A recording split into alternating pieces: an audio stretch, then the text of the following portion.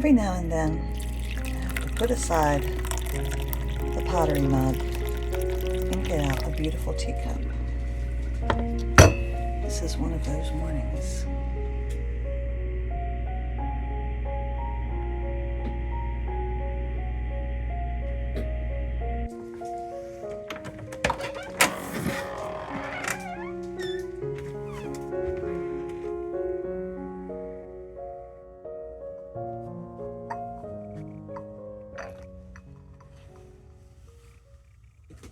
Here's the book that I'm reading right now.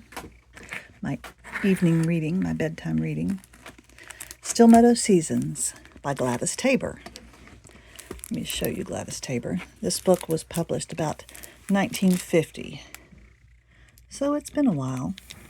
She lived in Connecticut, and she lived with her friend, and their children would often come to visit. Her friend was a widow, and Tabor was divorced. They had a house together, and lots and lots of dogs. She bred Cocker Spaniels. But she just takes you through the seasons of the year. It's not a novel. It's not fiction. She gives a lot of just household wisdom, and I wouldn't call it exciting, but this is my second time reading it over the years. I have 4 books by her. She also has some books that are set on Cape Cod, and I think after I read them this time, I'll probably give them away. I think I'll be done, but I'm enjoying it. Good morning, everybody. Adam is back at school. This is the first day that he has kids in the classroom. Okay, so I am now officially at home alone for months ahead until next summer. And every year, I really do have to recalibrate my brain to being in the house by myself. There's one kitty. Yeah, I don't know where Leo is. I thought I saw him, but maybe not. Anyway, today I've been making those little bags, and I'll show you the latest ones I've been making. But today I'm going to wrap up all of the soap that I made a few weeks ago. Remember, I made a new recipe that didn't use any olive oil, and it used canola oil instead. Don't you love my teacup? Actually, the saucer shows you the pattern better. It's just beautiful. This might be a favorite. Might be my favorite. I don't know. It's the one I wanted this morning. So it's August 15th. I'm halfway through the terrible month, which I do not like August at all. I'm sorry, August. I know. But I'm halfway through. I'm surviving. I'm, doing little things to help me remember to see the beauty in life, even if it's not my favorite month. So, I don't know that there'll be much else in this video besides wrapping soap. I'm going to wrap it up, and I might give a little comparison of this bar with an older bar that I made with the old recipe. See if they look any different. They look pretty good to me. They smell pretty good. So I'm hoping they'll do just fine. This is a very reputable book that I get my soap recipes from. These two, it's a husband and wife team. They're scientists, but they also are soap makers. And so they really understand the science behind all of the oils that they use. And I don't think they would include a recipe that wasn't good. Well, you should go make yourself a cup of something nice and comforting. If you can, take some time off today. I'm not all into the self-spoilage thing necessarily, but I do think it's important to take time to rest and calm your soul, calm yourself. Look outside of yourself at the beautiful stuff. See, I'm looking at this camera, but behind the camera is all the outdoors out the window. The fig tree, which didn't bear any figs this year. My tomato plants, which are so tall. All of the leaves of the pecan trees. It's very shady and dark in our yard. So just to remember to appreciate the beauty that you see and look for it.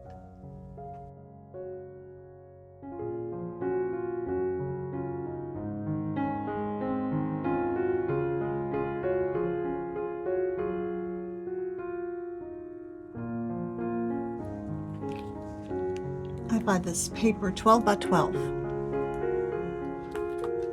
I get it when it's on sale.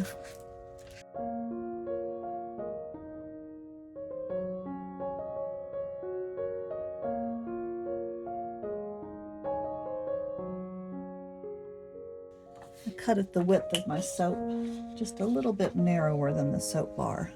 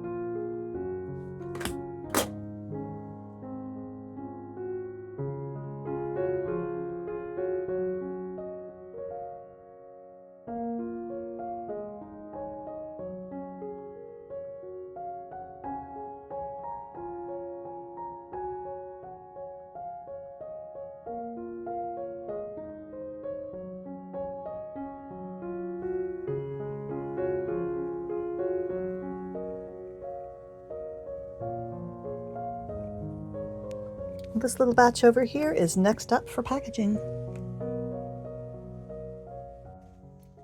So here's my side-by-side comparison. This is a bar of lavender soap, an old bar that I made with olive oil. And here's a bar, the more recent bar I made a few weeks ago with canola oil. Otherwise, the recipes are just about identical. Now you see there is a color difference. The olive oil gives it more of a off-white, a yellowish tint. This has a slightly darker tint. It's possible it will change, over the months. This is probably, this bar is probably several months old, 4 months old or something. The texture is interesting. This bar is much, much smoother. Much smoother. This one's rougher on the surface. That's very interesting. It might be more pleasant to use this one. I haven't used any of these yet. They're only just barely old enough to wrap. They're not really fully cured yet, so I'll have to let you know. I'll save out one of these to use and see what I think.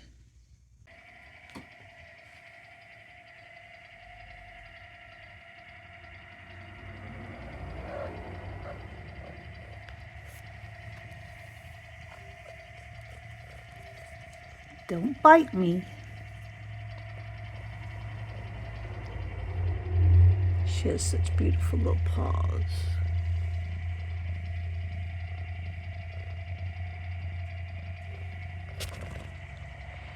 She's like, ugh.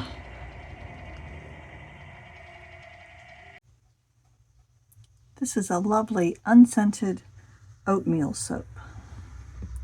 I have one friend who loves to use this for her dog's soap because her dog had really sensitive skin and had a skin condition and none of the medications could help it. And so she asked me to make an unscented oatmeal soap, and this soap does wonderful things for her dog's skin, keeps him clean. And I also have people who buy this to use it because they're allergic to scent. So it's also a people soap. But isn't that a fun looking soap?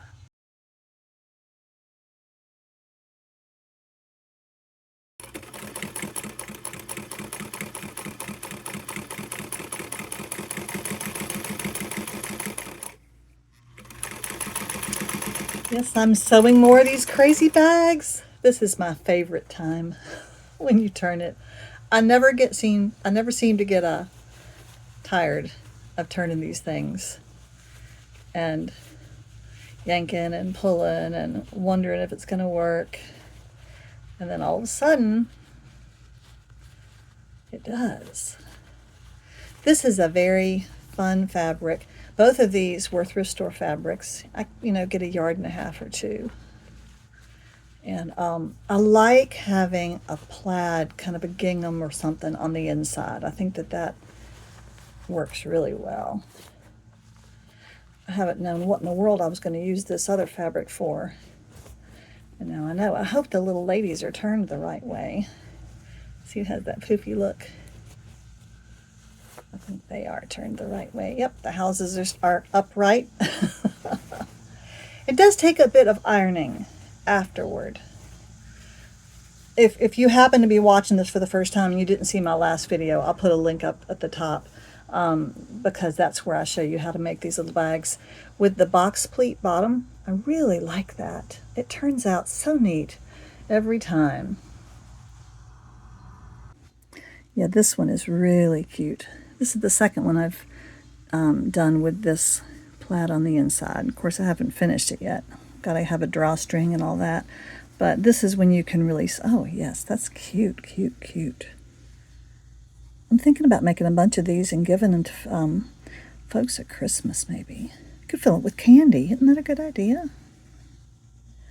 That almost lined up. Yeah, but my favorite part is that bottom. Look at that. Isn't that great?